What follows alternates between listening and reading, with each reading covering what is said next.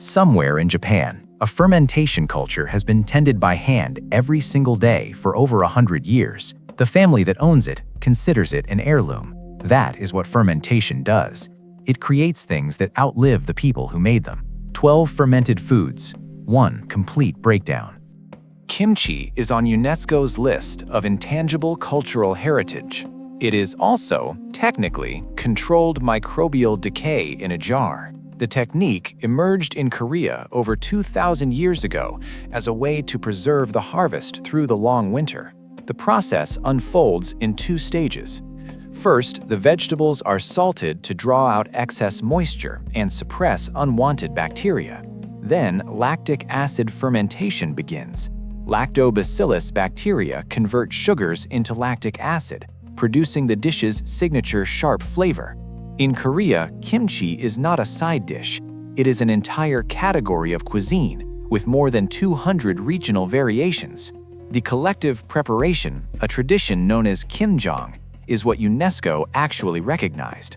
One of the few entries on that list for something that works by rotting. The umami in miso soup is not built on the stove. It is built over months, sometimes years, before the soup is ever made. Miso is a dense paste of fermented soybeans, salt, and koji, a culture of the mold Aspergillus oryzae. The concept arrived in Japan from China around the 7th century, but it was the Japanese who turned it into a culinary cornerstone, developing dozens of regional varieties over time. White miso ferments for just a few weeks and carries a mild, slightly sweet flavor. Dark miso can age for years, developing a deeper, saltier, more complex profile. What looks like a simple breakfast broth is a concentrated source of umami built through fermentation, not cooking. The sticky threads and the sharp smell are not defects. They are the visual signature of fermentation done right. Natto is fermented soybeans inoculated with the bacterium Bacillus subtilis. According to one origin story, it was discovered roughly 1,000 years ago when cooked soybeans were accidentally left in rice straw, where Bacillus subtilis already lived naturally. For many outside Japan, it ranks among the most challenging foods in the world. But fermentation gives natto something rare, vitamin K2, a nutrient critical for bone and cardiovascular health that is almost entirely absent from the typical Western diet. The reputation is the wrong part of the story. Kefir grains are nearly impossible to synthesize in a laboratory. Every culture in use today descends from older ones passed down through generations, originally from the northern Caucasus, where families treated them as domestic treasures. Kefir is a fermented dairy drink produced through these grains, colonies of bacteria and yeast living in tight symbiosis, held together by a matrix of polysaccharides. Unlike yogurt, kefir contains active yeast in addition to bacteria. The result is lightly carbonated and carries a trace amount of naturally produced alcohol. The grains can only be grown from an existing live culture. You cannot start from scratch. Inside a block of tempeh, soybeans are not simply pressed together. They are bound by a dense white network of living fungal mycelium, Rhizopus oligosporus, that grew through the beans during fermentation.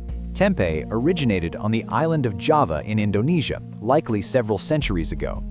Unlike tofu, it preserves the structure of the whole bean, giving it a more substantial texture and a richer, nuttier flavor. Outside Indonesia, tempeh was virtually unknown until the second half of the 20th century. Within a few decades, it became one of the primary plant-based protein sources in Western vegan cooking, faster than almost any other traditional food's global adoption. 2 ingredients, cabbage and salt, and it changed the course of maritime history. Finely shredded cabbage releases its own liquid when mixed with salt. Lactic acid bacteria already present on the leaves convert the natural sugars into lactic acid, which preserves the product and creates its characteristic sour taste. Similar methods were used in China more than 2,000 years ago before spreading across Europe. In the age of sail, sauerkraut became a strategic food. Captain James Cook carried it on long-distance expeditions as a defense against scurvy, a disease caused by vitamin C deficiency that killed more sailors than storms. The simplest recipe is sometimes the most consequential one. For most of its history in the West, kombucha was considered a fringe drink made by people on the margins of mainstream culture. By the 2010s, it was a multi-billion-dollar global industry. Kombucha is fermented tea prepared with a SCOBY, a symbiotic culture of bacteria and yeast. It most likely originated in Northeast Asia more than 2,000 years ago. During fermentation, microorganisms convert sugar into organic acids, carbon dioxide, and a small amount of alcohol, producing a lightly effervescent, slightly tart beverage. SCOBY looks like a firm, rubbery disc floating in the liquid, which is why it became known in Russian as the tea mushroom, even though it contains no mushroom at all. A 2,000-year-old fermented tea turned out to be exactly what the wellness industry was looking for. Every sourdough starter is a microbial portrait of the specific place where it lives. The air, the flour, the hands of whoever feeds it. Sourdough is the oldest known method of leavening bread, likely discovered by accident in ancient Egypt around 5,000 years ago, when a batch of dough was left out too long.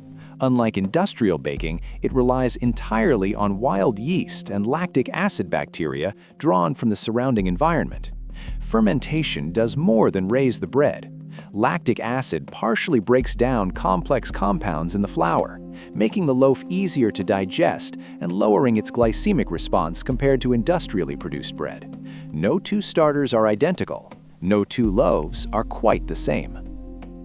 Major international beverage companies produce their own versions of Kvass today, not because they wanted to, but because they could not displace it. Kvass is a traditional Eastern European drink produced by fermenting bread, most commonly rye. The earliest written records date to the 10th century, making it one of the oldest continuously produced fermented beverages in Europe. In medieval Russia, it was consumed across every social class, from peasants to nobility. During fermentation, yeast converts sugars into carbon dioxide and a small amount of alcohol, giving Kvass its characteristic light fizz and very mild alcoholic content, a 1,000-year-old drink that survived the global beverage industry. In Ethiopian cuisine, injera is simultaneously the bread, the plate, and the utensil. Injera is a traditional flatbread made from fermented teff flour. The batter is left to ferment for 2 to 3 days. Wild yeast generates carbon dioxide, creating the bubbles responsible for its distinctive spongy, porous surface. All dishes are served directly on top of it, and pieces torn from the edges replace spoons and forks.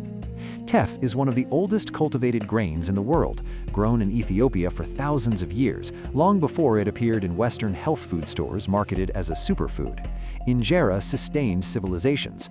The superfood label came later. Ancient Rome had it. Southeast Asia had it. They arrived at the same product independently, thousands of miles apart, using the same method: fish, salt, and time.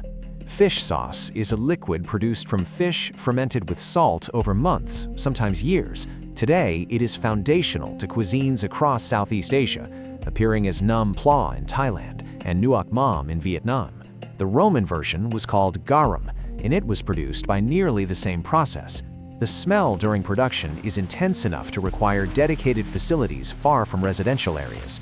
In the finished product, that smell disappears entirely, replaced by a concentrated source of umami that amplifies almost any dish it touches. Empires collapse. Fermented recipes endure. This is the fermented food that dies if you stop touching it. Nukadoko is a Japanese fermentation bed made from rice bran, salt, and water, used to pickle vegetables in a process called nukazuke. It must be stirred by hand every single day to maintain the correct balance of bacteria and oxygen. Without daily contact, the culture deteriorates. The method emerged in Japan in the 17th century. In some households, the same Nukadoko has been maintained continuously for over 100 years, fed daily with new vegetables, salt, and trace microorganisms transferred from the hands of whoever tends it. These cultures are passed down through families alongside the house itself. In the world of fermented foods, Nukadoko may be the only product where quality is directly tied to how often a person touches it. Unique fact: in 2019, a microbiologist extracted dormant yeast from the pores of 4,500-year-old clay pots found in ancient Egyptian tombs. The yeast was still viable. A baker used it to produce a loaf of sourdough, made with the same ancient grains the Egyptians would have used. The bread smelled and tasted unlike anything produced by modern fermentation. Sweeter, more complex, distinctly different. The microorganisms that leavened bread during the construction of the pyramids had been waiting, dormant, for 45 centuries. Fermentation does not expire, it only waits.